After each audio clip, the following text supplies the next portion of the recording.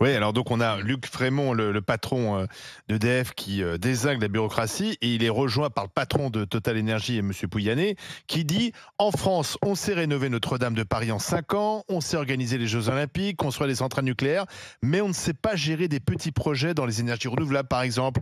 La loi d'accélération des renouvelables a tout ralenti. On a ajouté des comités là où il n'y en avait pas. On a rajouté de la bureaucratie. Alors il explique, par exemple, son groupe va installer 10 fois plus de capacité de production d'énergie renouvelable qu'en Allemagne, en Allemagne qu'en France, parce qu'en Allemagne, ça va plus vite. Et ce n'est pas un problème de place, mais de réglementation. Il faut que les politiques arrêtent de vouloir tout augmenter, notamment augmenter les taxes quand les prix baissent.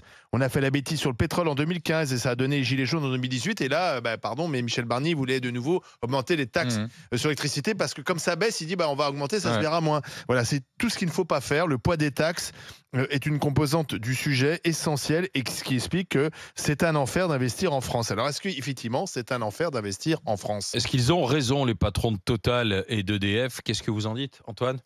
Je pense évidemment qu'ils ont raison, mais si même le patron d'EDF ou de Total, qui lui a une armée d'avocats, de juristes, qui peut prendre son téléphone et appeler le collaborateur du ministre pour débloquer le dossier, etc.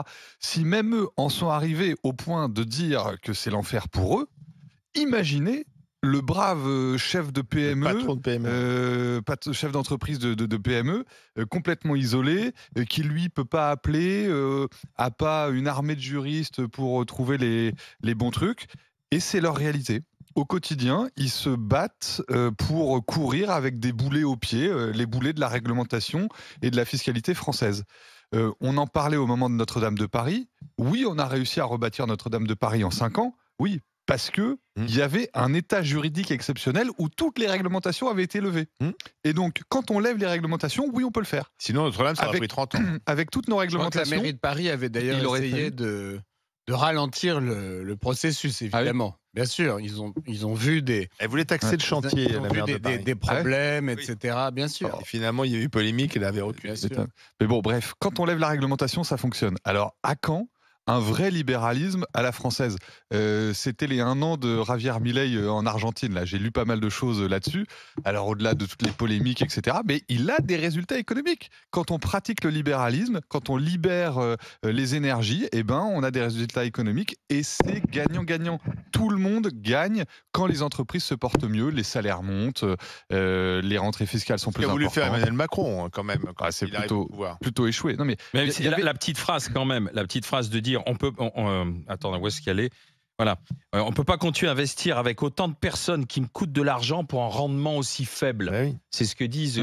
Tu vois, l'armée de gens qui sont payés justement à essayer de simplifier tout ça, ça coûte énormément Je d'argent. suis pas sûr que Et ce finalement- soit ça qu'ils disent. Je pense qu'ils disent que le coût du travail français est trop élevé par rapport à son rendement, alors même que les Français ont déjà une productivité très importante dans le monde. Mais c'est la différence entre la productivité d'un salarié, même s'il travaille bien, et son coût lié aux coûts sociaux et fiscaux. Charles, Non, mais que la France soit devenue une espèce d'URSS, tout le monde est d'accord. Tout le monde le constate. Il y a vraiment que Lucie Castet qui pense qu'il faut aller encore plus loin dans la taxe et dans la norme. Tout le monde est d'accord qu'on a atteint une espèce de point de non-retour. Je me méfie cependant un tout petit peu de ceux qui veulent saupoudrer notre territoire d'énergie renouvelable. Si c'est pour nous mettre des éoliennes dans nos champs et dans nos campagnes et enlaidir, ce faisant, nos champs et nos campagnes, parce que je crois que Total investit beaucoup dans les éoliennes, c'est pas la peine. Là, pour le coup, je suis content qu'on les empêche un peu de le Oui, mais faire. on empêche non, aussi mais les mini-centrales nucléaires. Hein. Pardon, mais si on fait du libéralisme, il n'y a plus toutes les aides à la construction d'éoliennes et on est sur la réalité du prix de cette énergie. Dans Et ce il n'y aurait cas-là, pas d'accord. d'éoliennes si on était sur la réalité Et du donc, prix. je dis simplement méfiance, parce que si sous couvert, si ce qu'ils appellent investir dans les énergies renouvelables, c'est nous planter des éoliennes partout, Non, on peut pas les suivre. Après, bon, moi, je défends Milei depuis le début. Je constate qu'au début, j'étais l'objet de railleries de la part de ce pléonasme français que sont les journalistes de gauche. Aujourd'hui, Milei a évidemment des résultats, puisque bien évidemment en France, on peut faire des économies énorme dans les dépenses publiques, dans les réglementations, dans l'emploi public. Je crois on va tous avoir une interprétation différente, mais je pense que Pouyanné et son compère Raymond, quand ils évoquent les gens qui ont un rendement aussi faible et qui coûtent si cher, je pense qu'ils pensent plutôt au personnel administratif qui leur mettent des bâtons dans les roues, en l'occurrence. Donc, cette révolution, je l'appelle de mes voeux, mais je pense que pour l'instant, personne ne va te heurter à beaucoup d'intérêts, de lobby et d'inertie. Oui, mais regardez, Milei, toi-même, Charles, il y a une demi-heure, tu disais qu'il fallait un Premier ministre de gauche. Alors, non, moi je dis pas ça. Mais non, je dis qu'il faut. Mais là, mais pas du tout. Mais on parlait de comment sortir de cette situation. Moi, je pense qu'il faut Margaret Thatcher en France. Donc, mais non, et je changerai pas là-dessus. Elle aurait à peu près le même âge que Michel Barnier, c'est ça que tu sous-entends? Et alors, c'est très bien l'âge de Michel Barnier. Attends, on a Romain. Vas-y, Fatima, parce que je voudrais qu'on écoute. 78 ans, et c'est probablement le seul homme d'État de notre époque. Vas-y, Fatima. Alors, très court. Lenteur administrative, oui, même à l'échelle de l'individu, on voit, mais c'est pas. Toi, tu le vois dans l'éducation nationale. Une lenteur administrative, on le voit dans la justice aussi. Je pense que ça choque encore plus les gens. S'il y a une priorité, c'est aussi dans la justice où on voit des faits divers ou des drames qui sont jugés 5 ans, 6 ans plus tard, et la personne, elle a besoin de ce résultat pour se reconstruire, par exemple. Donc, c'est encore plus édifiant dans le domaine de la justice, selon moi. À l'échelle de l'individu, on le vit aussi. Mais moi, ce qui me choque, c'est que quand même, Emmanuel Macron, il avait été élu sur ça. On disait même que c'était le président des entreprises, parce que dans son ouvrage Révolution, il voulait aussi que ce soit simplifié, aidé. Donc bon, apparemment, c'est pas le cas, puisqu'on fait. Donc ça veut dire que c'est peut-être impossible à faire en France. Mais ce qui m'inquiète aussi, c'est qu'on nous avait dit qu'avec Internet, tout allait être plus rapide, et je constate que c'est même parfois le contraire. La bureaucratie maintenant, est transférée sur Internet. Et surtout, l'enfer. L'enfer, c'est quand quelque chose ne fonctionne pas et que tu essayes d'avoir un être humain au bout du fil, et que quand tu finis par en avoir, ou en face de toi, tu dis je vais me déplacer, et l'être humain en face de toi te dit on va regarder ensemble parce que je n'ai pas la main. Et donc l'être humain fait exactement la même chose que toi sur l'ordinateur, la chose qui n'a bien sûr pas fonctionné. Donc, il y a aussi la question de reprendre la main. C'est-à-dire qu'on a besoin des fois d'interlocuteurs humains qui vont être plus efficaces que tout digitaliser, tout faire sur Internet quand ça ne fonctionne pas. On a aussi cette question-là. Là, je ne suis pas d'accord sur pardon, vas-y. Romain, bonjour. Oui, bonjour Alain. Chef d'entreprise du côté de la Gironde. Vous partagez l'analyse de messieurs Pouyanné et Raymond? Tout à fait. Déjà, bonjour à toutes les GG et bonjour particulier à Fatima, car je suis moi aussi originaire du 86. Ah, les meilleurs. Pictavien. Alors, allez-y, mon cher Pictavien Romain. Alors, pour vous donner mon point de vue, c'est que j'ai créé justement mon entreprise cette année. Et la chronologie, c'est que j'ai entamé mes démarches au mois de janvier. J'ai eu ma dernière autorisation pour pouvoir exercer le 30 août. Dans quel domaine? Dans la finance. D'accord. Sachant que je suis à mon humble niveau, donc tout seul, sans salarié, où au départ j'ai commencé à travailler de chez moi. Mais en tout cas, le temps de monter tous les dossiers, d'avoir les autorisations, vous avez plusieurs organismes à solliciter. Impossible de les avoir au téléphone. Quand vous les avez, c'est très compliqué d'échanger avec eux. Vous leur envoyez un mail, vous avez une réponse 3 semaines après, vous ne savez même plus la question que vous avez posée. Oui, carrément, oui. Par contre, dès que vous entamez vos démarches, je ne vais pas dire quotidiennement, mais toutes les semaines, vous avez un courrier dans la boîte aux lettres avec une somme à régler, car vous n'êtes pas autorisé à exercer. Par contre, vous êtes obligé de payer pour pouvoir vous lancer.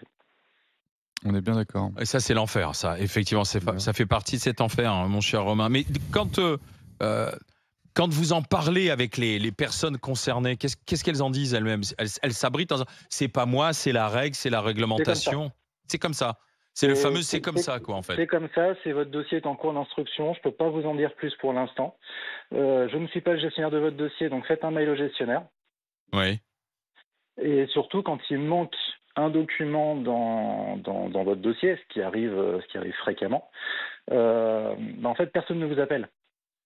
Vous avez des délais de rétractation, de réflexion, donc il y a certains délais à respecter. Et quand vous appelez pour savoir où en est votre dossier, on vous dit ah oui, mais il manque tel dossier.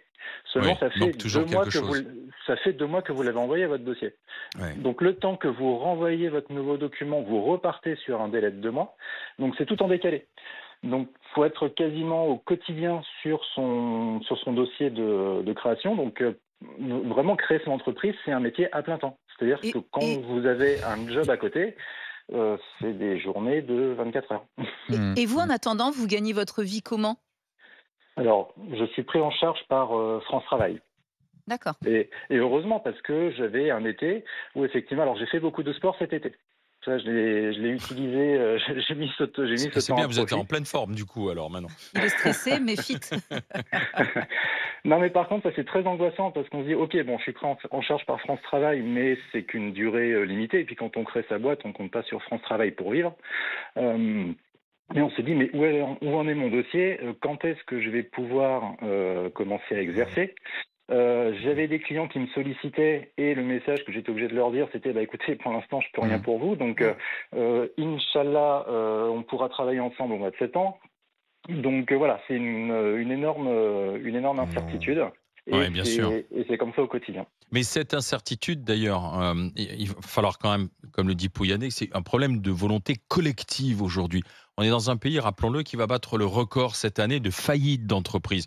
Or, ce qui est intéressant justement dans un pays, c'est la destruction créatrice, c'est-à-dire tu tombes, tu fais faillite, mais derrière, c'est de permettre à un patron ou à une PME de se relever, de se relancer. Or, aujourd'hui, le problème de la France, c'est ça. C'est que là, aux États-Unis, où le modèle anglo-saxon, tu échoues, mais derrière, tu peux assez rapidement rebondir. Le problème en France, c'est que derrière, tu te retrouves embringué dans des espèces de boulets administratifs qui empêchent justement que tu puisses te relancer ou recréer ou repartir, quoi, justement. Non seulement collective, mais aussi globale. Parce qu'une fois installé, vous avez vu, il y a des entreprises, par exemple, on leur a demandé de venir dans certaines zones et puis il y avait des aides où on les encourageait. Et récemment, je sais pas, vous avez suivi sans doute, les entreprises qui se sont installées pas loin, enfin j'y passe donc je vois où c'est, vers Rosa Parks. Ouais. Et comme c'est une zone où le soir ça devient compliqué, les employés sont accompagnés par des agents de sécurité. Vous avez vu? Oui. Donc l'entreprise a dû investir dans ces vigiles qui accompagnent leurs propres employés pour aller jusqu'au RER. Ça veut dire que non seulement il faut penser à faire venir des entreprises dans certains endroits, mais il faut la suite. On peut pas penser uniquement à l'entreprise sans avoir une pensée globale sur là, par exemple, sur la sécurité. Vous voyez ce que je veux dire? J'ai l'impression à chaque fois, on prend un problème par un petit bout, mais si on n'a pas une pensée globale, collective et puis une anticipation, à chaque fois, regardez, on parle des mêmes sujets, on va devenir fou. On dirait les Shadocks. Non mais sérieusement, je suis partie 4 ans, je reviens, on reparle de la... Non mais C'est vrai, depuis 4 mon ans, ça n'a pas beaucoup désarroi, je progressé. suis partie 4 ans, on parlait de ça il y a 4 ans. Et Macron, c'était la solution apparemment, il était là, Révolution, il a appelé son livre Révolution. Attends, on a Gilles Donc qui là, nous appelle des Alpes-Maritimes. Non mais c'est Bonjour grave ce Gilles. qui se passe, bien c'est sûr. notre confiance qui est en Bonjour, train de se Gilles. laisser. Bonjour. Bonjour. Oui. En quelques mots, Gilles, vous êtes d'accord avec les constats de messieurs Pouyanné et Raymond? Complètement. Pourquoi vous le vivez aussi, l'enfer? Oui, tout à fait. D'un point de vue réglementaire, ça devient complètement infernal. Moi, je fabrique et je conditionne des aérosols de défense que j'exportais tranquillement depuis une vingtaine d'années en Andorre.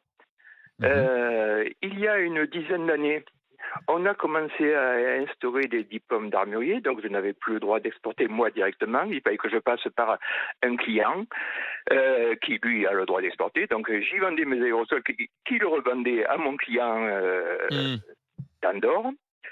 Et même aujourd'hui, la réglementation a encore évolué. Il faut des certificats d'utilisateur final, enfin de la paperasse.